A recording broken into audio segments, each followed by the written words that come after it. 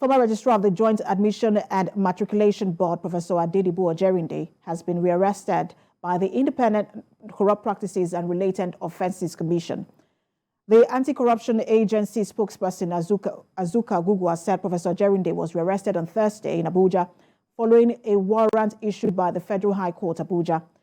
The former JAMB Registrar is expected to face a team of investigators over new evidence uncovered in relation to his ongoing trial for diversion of funds while he was a public officer.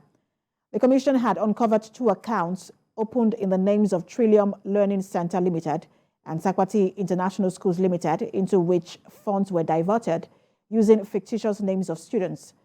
Professor Ojerinde is being prosecuted by the ICPC at the Federal High Court Abuja and Federal High Court Minna on an 18-count charge bordering on abuse of office and fraud to the tune of 10 billion naira, while serving as heads of 2 government agencies, the National Examination Council and JAMB. And now to the lingering fuel scarcity. Despite recent claims by the government that it has enough petroleum products in stock, the scarcity of petrol, which began in 2022, is yet to end. Citizens in the north say the situation is biting hard, and Lupe has more. Several filling stations across some northern states are shut down, and few are selling amid long queues of motorists scrambling to buy. Black marketers are taking advantage of the situation to make fast cash, selling PMS at exorbitant prices. The petrol scarcity challenge, which began in 2022, has crossed over to 2023. There seems to be no end in sight, and the situation is biting hard and taking a toll on residents. The last time I bought it yesterday, I think it was 315 naira per litre. So you can imagine how much I have to fill my tank before I can drive from here to Kefi. Buying 189 at NMPC, 189 naira. But it's been 4 days today, there is not fuel in the NMPC. The reason for the scarcity is still unclear to several Nigerians. But beyond them, marketers are also feeling the brunt. They say they are not finding the situation funny. Right now, the product is not available, and what is not available must be expensive. So marketers do everything possible to see that they go any way to get this product. Sadly, they say the situation may continue for a longer period of time, as they mention some of their challenges as marketers of the products. The government should also make sure that whatever we breach, our PEF equalization is being paid. And then the government should also see that enough securities are provided so that we will do this business without fear and favor. We should look at the consumption daily of the country, increase the quantity, and make sure that the refineries are back to function. Elsewhere, senior statesmen and government officials called for the removal of petrol subsidy, stating various reasons. This year, it is projected that the federal government will spend 6 trillion on fuel subsidy. This is 1/4 of the total budget of the government of the Federation. It is a stupid way to spend your money. We are calling on the security agents that are monitoring DPR. DPR must have to wake up. So we Nigerians also must have to help ourselves. When you see a filling station selling, tell the authorities and you make sure you close that station. Don't burn it, but make sure you say government has not increased the pump price. For now, citizens can only hope that the federal government wades in and addresses this challenge, which has lasted for more than a year. Lupe Azon, TVC News, Kaduna. Now, for more on the fuel situation in the country, National Trustee Nupeng Salimon Oladiti joins me on the news. Good to have you join us. Good afternoon. Good afternoon. So, Nigerians, how are you, ma'am? I'm very well, thank you. Nigerians are quite confused as to what's happening with the fuel situation. This is perhaps the longest fuel scarcity we've had in the country. Government has said that it has enough petroleum products in stock, so people are wondering what exactly is going on. And that's my question to you. What exactly is going on?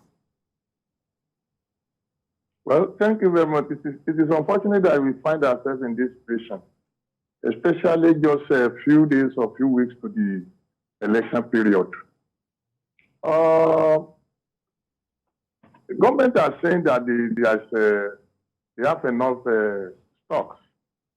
to the best of my knowledge, as somebody who is in the part of the stakeholder in the industry, I don't believe that we have enough.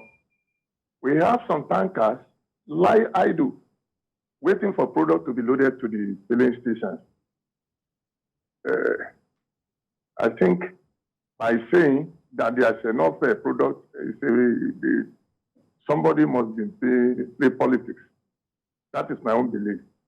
Because if the product is available, all our trucks will be working, and it's going to be the best interest of all our members.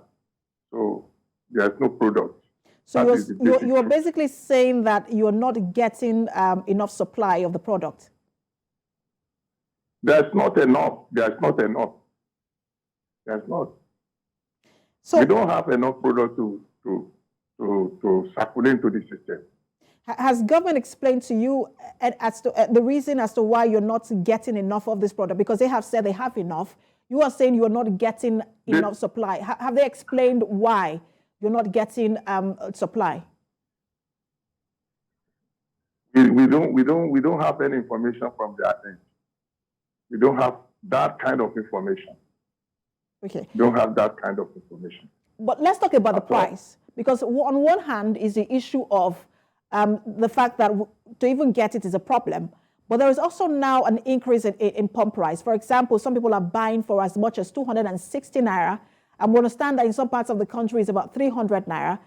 In Lagos, some people are buying for 260, 250.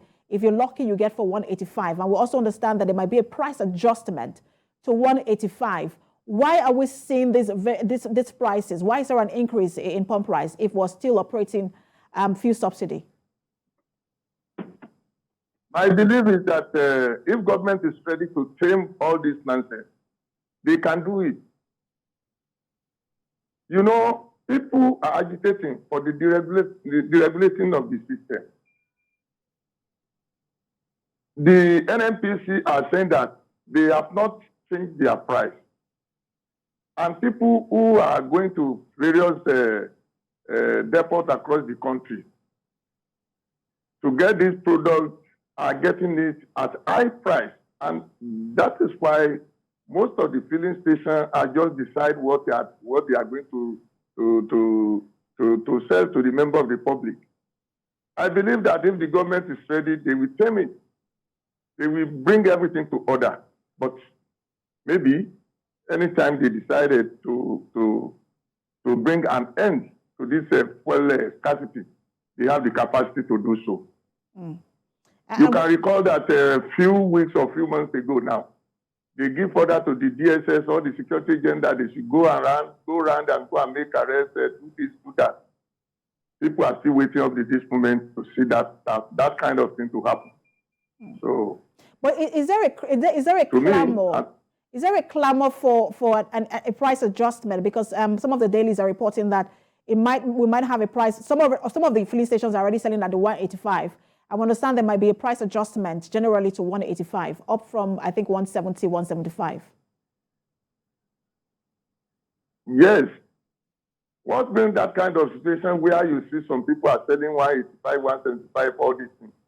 Is because the government selected some few marketers and named them as oil major. And these people, all their filling stations across the country is not more than 20%.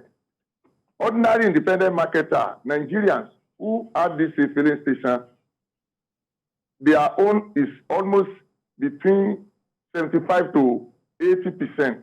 The so-called oil major, they are not more than 20%. And these oil major are the ones that they are reselling to these filling stations, ordinary retailers, at the high price. And that is the basic, that is what is really happening. It's happening, it's on cost. You know, the few situation in the country is one in which once you think you're getting answers, you get even more confused as to why things are the way they are. Thank you so much for talking to us, Mr. Oladiti. I can't hear you clear. Please come on again. I was thanking you for talking to us, Mr. Oladiti.